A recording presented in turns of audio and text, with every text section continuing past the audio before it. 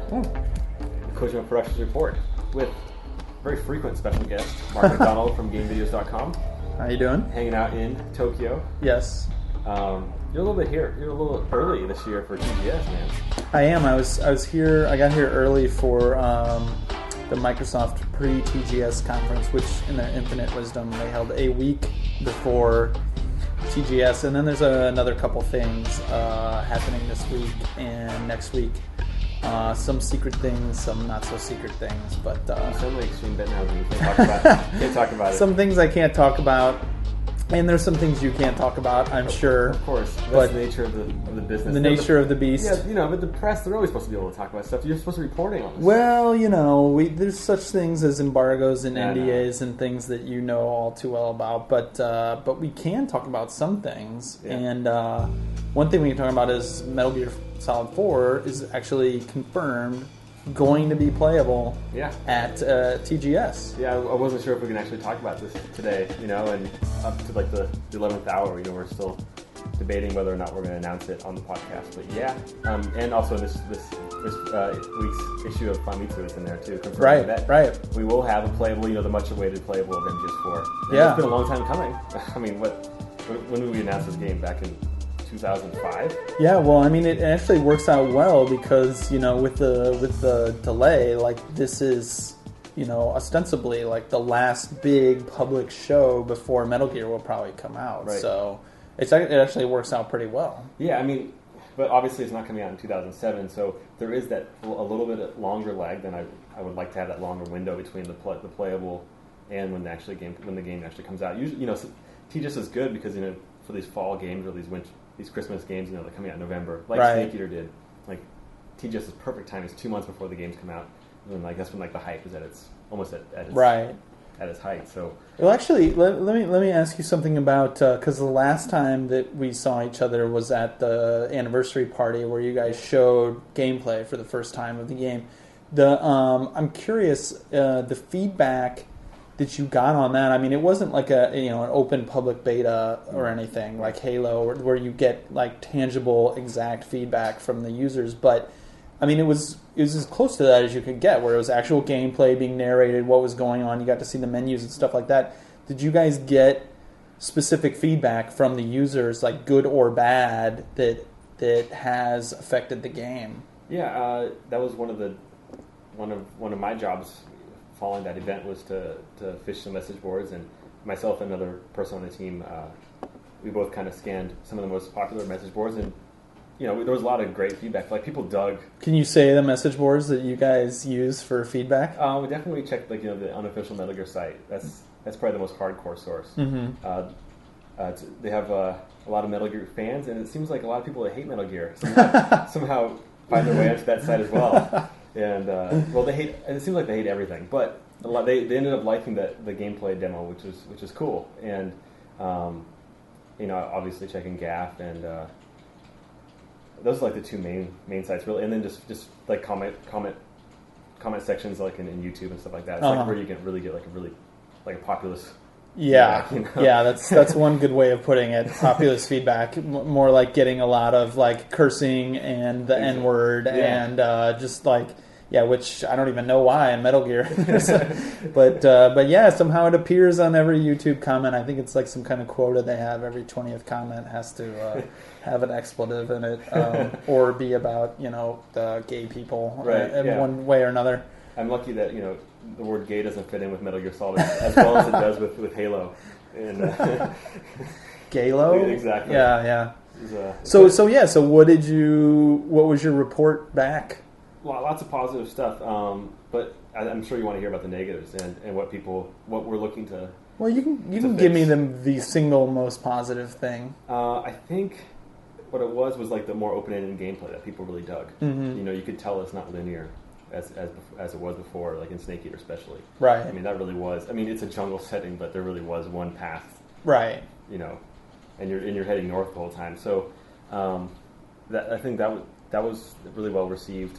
The graphics, I was a little bit worried about the graphics because, like we've talked about this too, like, when we're not doing radio programs, but it's like that Gears of War effect. The Gears syndrome. It is. And everything gets compared to that. But I think people are willing to not forgive, but I mean to understand that these are two different beasts, but just like Halo 3, and I think to the tune of like 1 million pre-orders, I think people understand that everything's not going to look as good as Gears. Yeah, I didn't see a single. I mean, I have to say, the feedback on that playable demo, I think, was, from what I saw, was overwhelmingly positive. I mean, people were flipping out, because they actually got to see, the graphics that they've been seeing and thought were good, but they actually got to see, how it's going to affect gameplay. And yeah, like you say, it seemed more open-ended. A lot of people were wondering about that, how much freedom was there, in that demo, and how much of it was really scripted, and just when somebody's playing something for you, it can go very differently from when you're playing it yourself. Well, I think it kind of speaks to, how not scripted that demo was, because we've done that, maybe 4 or 5 times now in front of the public. At GC show we did it a number of times. We did it at the 20th anniversary party. We did it privately to a bunch of industry people, to execs at Konami, and with the same demo, we're playing it over and over and over again. So it wasn't like we had to take a bunch of different takes, and hopefully the AI reacted as we wanted them to. So it works smooth, because it's. But wasn't he always sniping that one guy at that one spot? Yeah, and of course we know we're really going to pop up. I mean, it would be pretty lame if it was a gameplay video and we're sitting around searching for us to do the snipe or whatever. But, right, or Sakaguchi today got killed in the middle of his Lost Odyssey demo. That's too bad. He got killed by a boss. I think he got killed in Blue Dragon last year too. I think it's actually a thing with him. But as far as the negatives was, still some concerns with the animation. Not as much as last year at TGS. That was when we got hit hard. Right.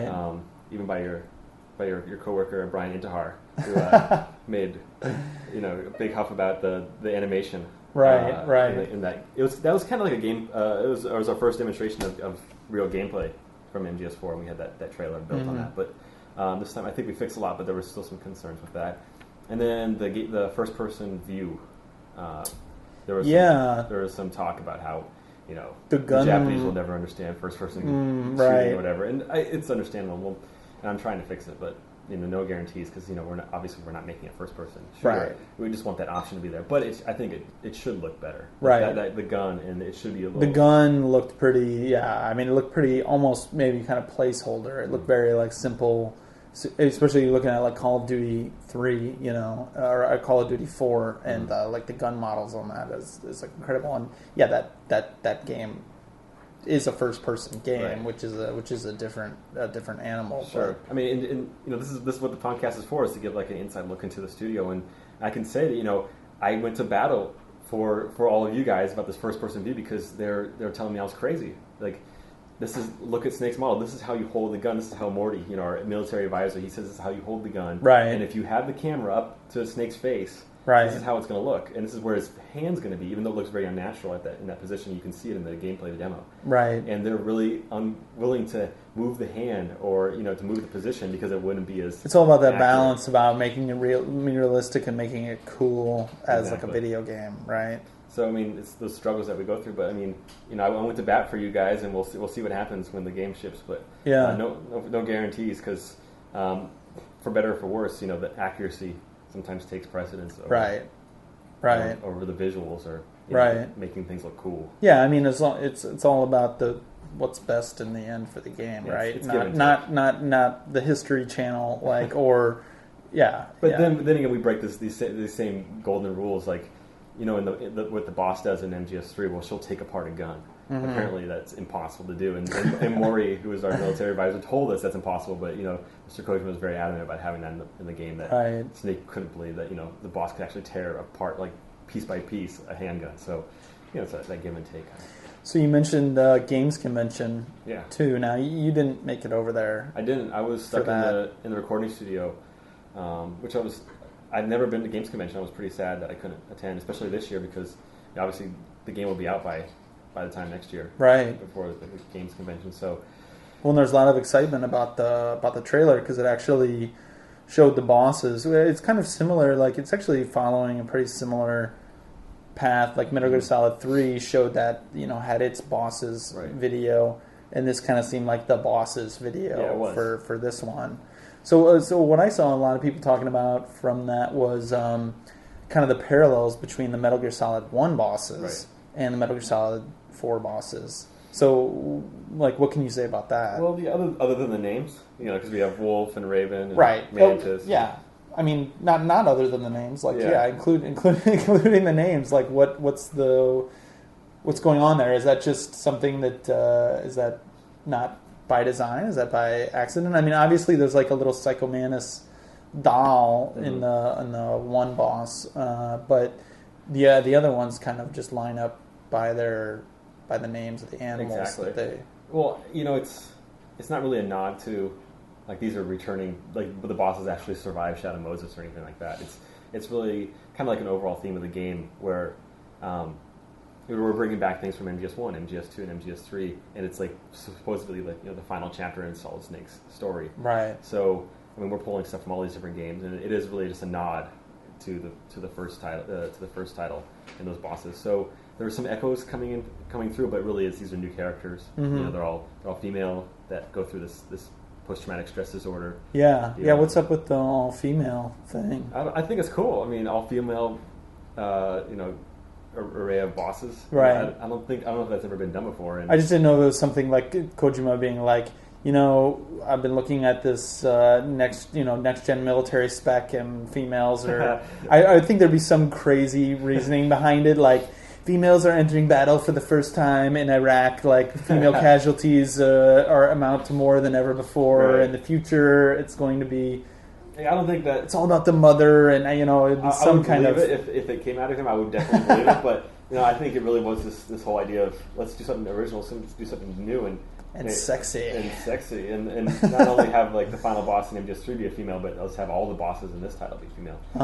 So I think it's cool. And I'm sad that I couldn't put this on the web, but we actually showed a video. Supposedly, I haven't even seen it yet, but where we of what we videotaped when we did the capturing session. We captured these models for from 360 degree angles, these photo shoots with the models that we hired for the game. And we did that in LA. Are these the same models that appear in the magazines when you drop them? When you drop the sexy pose magazines? No, those are different. Oh, those are different models. Yeah, but a lot of female models. Who hires these female models? Who chooses them? That was my gig. Really? Something I worked on for about a month and a half, and then we finally shot it in October. Of course, Mr. Kojima's got everything. You worked for a month and a half choosing these women? Going through all these different modeling agencies. That sounds like terrible. It was tough job. Yeah, Does your girlfriend know about this part of your job? Actually, I don't think we were together at that time, which is a pretty good idea. But I can't. Hey, she can't complain. She doesn't listen to this podcast, does she? Not only she's not listening to that, but she was hanging out with the singer of Chemistry last night. Oh yeah, this Japanese band Chemistry. So wow. I don't know if I should be worried or not. Right. I know lots of swooning Japanese girls. They packed the Tokyo Dome to check out Chemistry. So I think it's all fair. But meanwhile, you were in LA on the casting couch with an array of fine ladies, all who wanted to be the psycho octopus boss. It's funny because at that time they all wanted to know who they were going to be, and we hadn't decided yet. So Mr. Shinkawa was there too, and we're kind of looking at them and saying, yeah, she would fit this boss or she would fit that character, but we didn't decide, and we of course got requests, from them. What made you think she would fit the panther, robotic panther woman? Like, was she crawling around on all fours? Like, that's it, that's her. Yeah, we have some backstories that we're going to reveal in the game, and they all come from different parts of the world. So, a lot of it's based on race. So, for example, like the African American chick, she's really her character's based. It's like she was born and raised in Sudan. So that's like one example. So that kind of helped in getting her character, choosing who she's going to be, and then it was just a matter of having the other three girls deciding who they're going to play. But it was a crazy day shoot, that we did. Were you there for the photo shoots for the magazine? Those girls? I don't even know where we got those photos. Yeah. They might have been placeholders. I'm not sure. Right. But I just imagine somebody has a really great job in Kojima Productions because those girls are in almost every game. Pretty much, yeah. It's a running theme. Yeah. And I think people would be disappointed if, especially this time with it being supposed to be like in high def. Right, high yeah, res, you have to be able to, right, yeah, absolutely. That guy's got a tough job. So something else with the games convention trailer, like something weird happened when they first showed it. There was like a audio-visual mess up or something. Yeah, I read about that on One Up. Yeah. Of all places. Well, they cut it, and then so like nobody had the trailer for a while, and then somebody found it in like the back of a booth somewhere, like in a closet, and then it was sort of filmed, and then finally like the.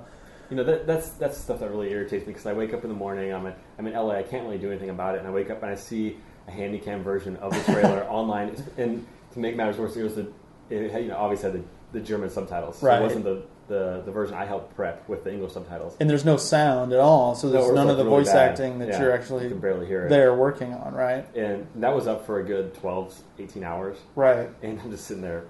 All right, this is everybody's first impression, and this stuff happens way too often. Right. Not with only our game, but it's just it never seems to come together for a lot of publishers. It's just they don't take it seriously that people are crazy and they're going to hide the cameras, or right. They're going to ignore your signs that say no photography or things like that. And that's your job, And I know because I've been on the other side, and I warned people on my team about people like you. And what? Not just joking, but I warned people about people like me.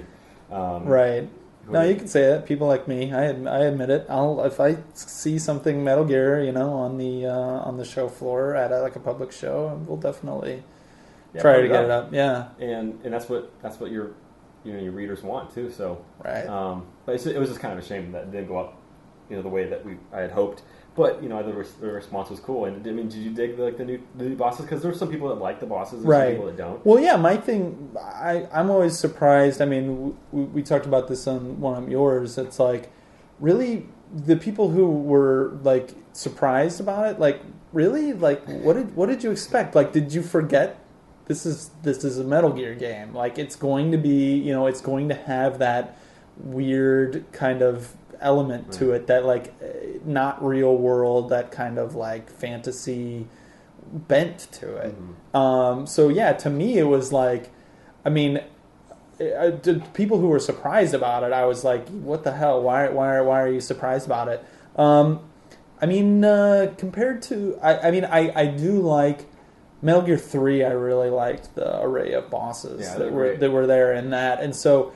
I mean, they're all kind of like the fact that they're all kind of robotic and they're all women. Like, I'm kind of like, it's kind of weird. Like, I hope they're all not too similar to each other. But it's like it's such a tease. You don't get any you don't know sense of their story or gameplay or whatever. So it's neither really here nor there for me. I just was excited about just seeing more of the game in general. Yeah, I mean, it's compared to like MGS2, it's pretty tame. If you really think about it. Right. Can you imagine if we premiered Fat Man, Oh my God, yeah. Like what some dude on rollers. Sends his bomb and is drinking like champagne out of a straw. I think the only reason they had him drinking champagne out of that straw, by the way, is because his bomb suit like came up to here. So in order to animate it, it kind of had to. That's the easy way of not having to do a lip sync. Yeah. Well, but about the voices, so yeah, at first it was that sort of shaky cam, but eventually like the real video got up there and it has like all the real voices and sound, and that's all stuff that you've been working on. Like, there's a lot of people are like speculating who the voices are, or who that voice is. I guess I should say. There's really only like one voice, right? That's a real question. Oh, like the guy who's narrating, right? A little bit, yeah. I thought you were talking about the voices of the beauties. No, and those you can kind of all tell who they. Right.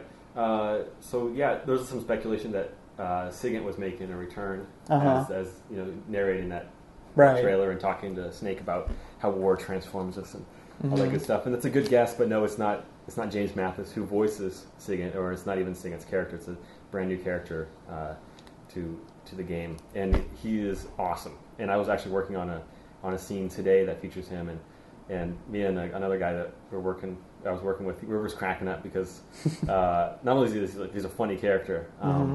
But he's really cool, and I think people are going to dig him. And I wish I could talk a little bit more about him, but actually next week, I think you'll see him. We'll have a character model. We'll have his name. Oh, really? You'll hear more from him in our new trailer. And, cool.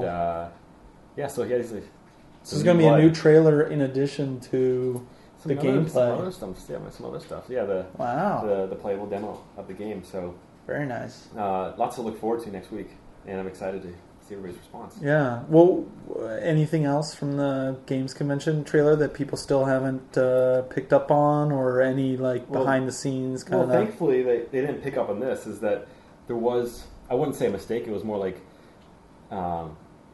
what the sound team does. Those pull lines, like the available lines that we have at the time. So not all the lines were recorded at the time that we put together the trailer. So there was a line that's from one of the soldiers yells. It says, "It's the beasts," and it's a plural beasts. Mm-hmm. But when I was checking the trailer, I realized, look, that's what they're calling like the bosses, basically. Yeah.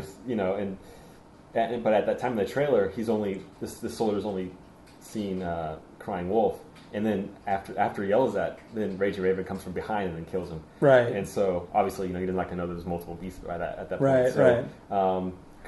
It worked perfectly. This doesn't always happen when you're editing, but got rid of that S and then just faded out so it can. Who noticed that? Nobody's noticed. Yes. But I mean, who noticed that it was he's? Oh wait, it says beasts. Yeah, oh really? So I was like, hey, we got to make that singular. Is there any way? So we tweaked it and. So that's like a little bit of a little... It's amazing the amount of anal retention that has to go on. Oh, there's so much, man. for that sort of stuff. You wouldn't believe, all the tweaking and stuff in it.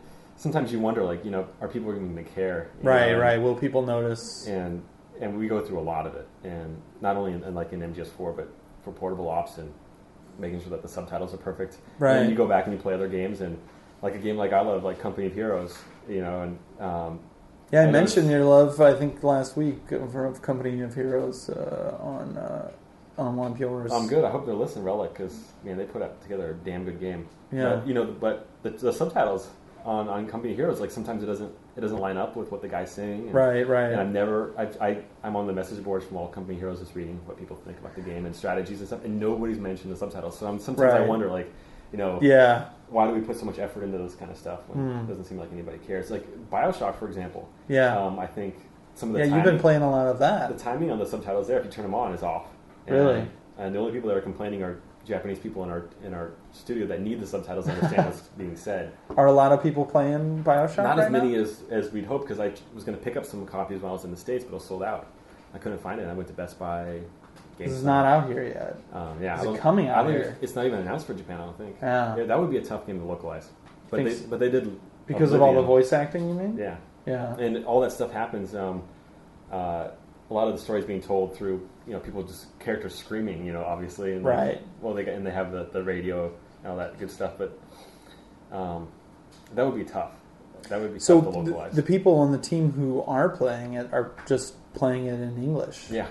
And we have, a lot of people that understand English that have a good comprehension of the language, and they can get through games like that in Oblivion, the English version, of course. Right. And that actually came out. Yeah, and that's recently, I can't believe right? they localized. That's amazing. Yeah.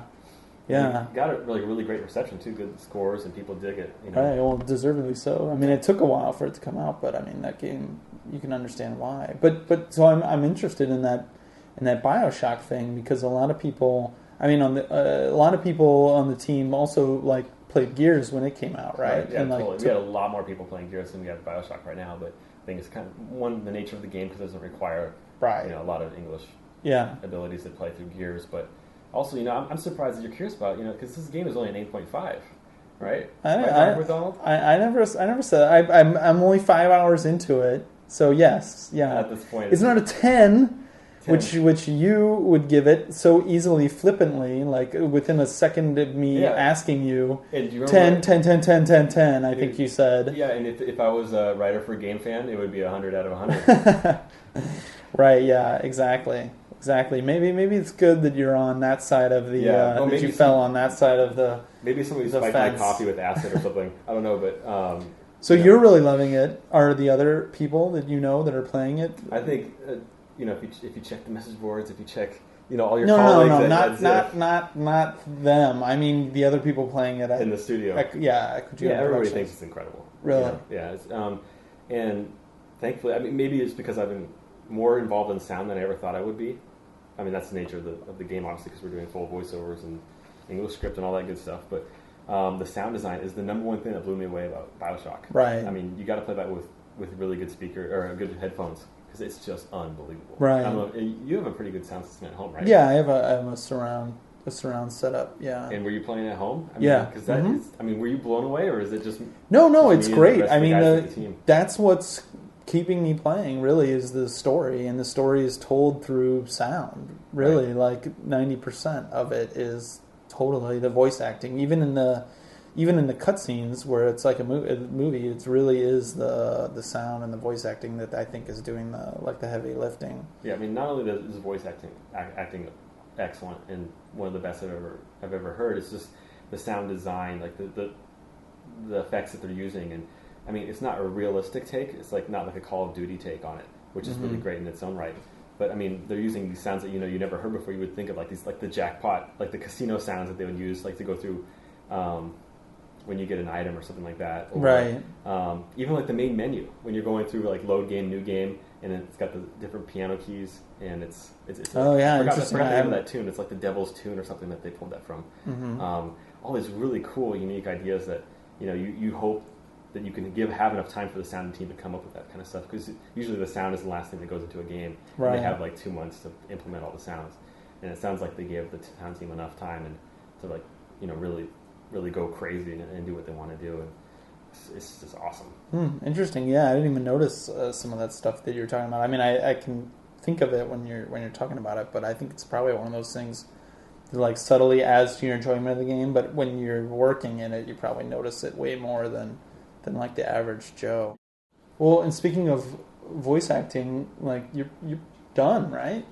You finished 55 days. Yeah, 55 days of voiceovers, and there's a lot of high fives going around the sound studio last week. And everybody's really excited. Like they're talking about their vacations that they're going to take now that the recording's done, and you're like, and I'm like, yeah, my life begins tomorrow, guys. Like, you're like, I have 5-6 months of hell now. I get to go through. Yeah. So I mean, but everybody over there at Soundelux worked really hard on the title, and I think we're putting together something really special. And we've had enough time, 55 days worth of time, to really perfect things and re-record stuff depending on other people's performances. Do you know how many days the other Metal Gear titles went? Snake Eater was done in less than half the time. Wow. You're kidding. No joke. Wow. So it was done in about 20 days. So when these guys are giving each other high fives and stuff like that, like, is this the last time? I mean, this is the last Snake, Yeah, there was some of that concern, game, sort of, yeah. Especially after E3 when Mr. Kojima says, this is the last Metal Gear for me and all this kind of stuff. Yeah, people are like jumping up and celebrating high five, and I'm like, wait a second. Exactly. I'm out of a job. So the next day they all come in and like, is this true? And I was like, well, we'll see what happens. Right. I can't really say because I don't know. This is up to Mr. Kojima, obviously. But I think, he said that, and then a couple weeks later at the 20th anniversary party that you attended in Tokyo, he at the very end of the party said, look, we're celebrating Metal Gear. It wouldn't make sense for me to kill it after MGS4. Metal Gear is going to still continue. Whether or not I'm going to be producing it is the question. Yeah. So he kind of. It's like Halo. No one in the fucking world believes that this is the end of Halo. Is that what they're saying? Not. Well, they're saying like they're saying actually it's probably the closest parallel to Metal Gear. It's kind of funny it's happening at the same time because they're saying this is like the end of the Master Chief's saga point of it, and a lot of people are saying he's. Well, some people's guess was from years ago that he was going to die, and then you have Snake like putting a gun in his mouth and stuff like that. So, yeah, it's kind of the same sort of deal where there's other stuff like Halo Wars and who knows what else coming out. Yeah, Halo Wars, man. I'm looking forward more to that than I am Halo 3 actually. Really? Yeah, I can't. Oh wait for my that, god, man. you're sick man. I don't know. You've something gone horribly wrong with you. Yeah, that's not the first time you actually said that about me and my game taste. Really? But, what did I say about before? A Phantom Dust and your 200 hours of... Yeah, when I broke the clock at 200 hours. I think that was probably it. Yeah. No, I can't wait. The ensemble working on an RTS of Halo, that's awesome. I guess. Sure, why not? Whatever. Not as awesome as fucking real Halo 3. Well, I can't even stop myself from cursing when we talk about this stuff. Well, maybe it's because of my self-imposed blackout on Halo 3, like all media. Oh, really? I haven't been getting hyped up because I did really? like Halo 2. I know I'm going to buy it, so why? And I did with BioShock too. I knew I was going to buy it, so why read about it and spoil myself? Wow, really? Yeah. It's kind of a sick purity to that, I guess. I feel bad for you, man, because you have to cover it, and then you get like different morsels and stuff, and by the time you get through it, it's not new. And I know that. Well, they're good. I mean, that's the one thing about Bungie, and I think they were really this way with BioShock, and I know you guys really are with Metal Gear. It's like they don't. It's not like a movie trailer. They don't reveal anything that they don't want you to see. You know what I mean? They have like the audience in mind when they release stuff, and even the stuff that I've played that people haven't seen yet, at least as far as Halo 3, is stuff that doesn't. They chose it because it doesn't really ruin anything. Right. Yeah, and I mean, you guys do that with Metal Gear, right? You have to think, we have to. That's an extreme with the Metal Gear Solid 2. Just on the tanker. That's all the previews. Right. That's unbelievable. I don't know how they pulled it off. It's pretty amazing, yeah. But with that in mind, next week when we debut the new trailer, if you're like me and you want to be a purist and you know you're going to buy, well, pretty much anybody listening to the official Kojima Productions podcast is probably going to buy MGS4, I think. But don't watch the trailer. Don't watch the trailer because I think we're revealing a little bit too much. Mm-hmm. It's not the end of the game or anything like that. Right. But, some stuff I really wanted to save until people actually played it, like we're revealing, and view at your own risk. What about the playable section of the game? Is that okay, really, for people to watch? It's really close to the beginning of the title. Okay. It's not the very beginning of the game, but right.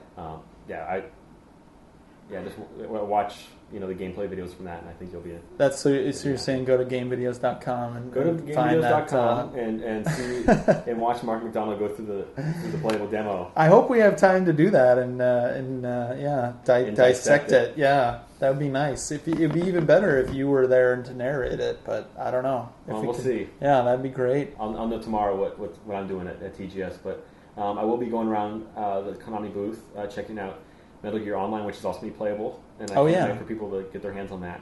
So, and there's going to be for Metal Gear 4. So there's going to be a bunch of playable little kiosks for Metal Gear Online, which people have been beta testing in Japan for a few weeks now. And then there's going to be like you were saying, some kind of like a staging area for Metal Gear Solid 4. Well, it's like a briefing area that we're going to like herd all the cattle into and brief them on the cattle.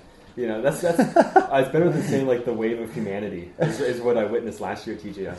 Right. And getting people familiar with the controls because the fat nerds, like that's fine. Just say it. No way, not stinking nerds. No, dude, that's E3.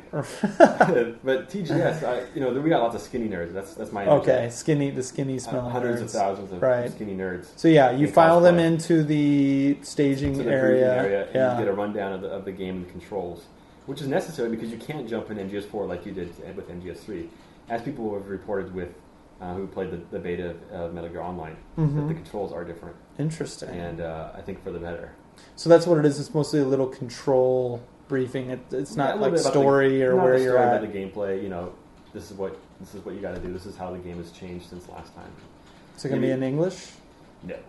So maybe that might be my job, is to brief you guys. I think that should be your job. I have heard that the American cattle. Yeah, select Angus beef American cows. Yeah. Yeah, and I'll give you guys the good briefing on the game. But you guys are hardcore.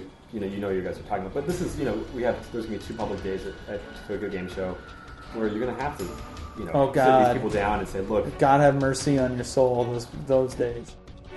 Yes, indeed. May God have mercy on their souls. Well, if you're going to be at Tokyo Game Show next week, good luck. There's going to be a lot of people. And I'm going to be there too, hopefully reporting from the show floor. And so be sure to check back next week with the next edition of the Kojima Productions Report. And just thanks to Mark McDonald over at Game Videos for joining me on the program. It's always fun to have him. And thanks to the folks at 8.4 for allowing us to use their facilities to record this edition of the show. So again, check back next week. We'll have some updates about Metal Gear Solid Portable Ops Plus, which recently got awarded a platinum review score in Famitsu.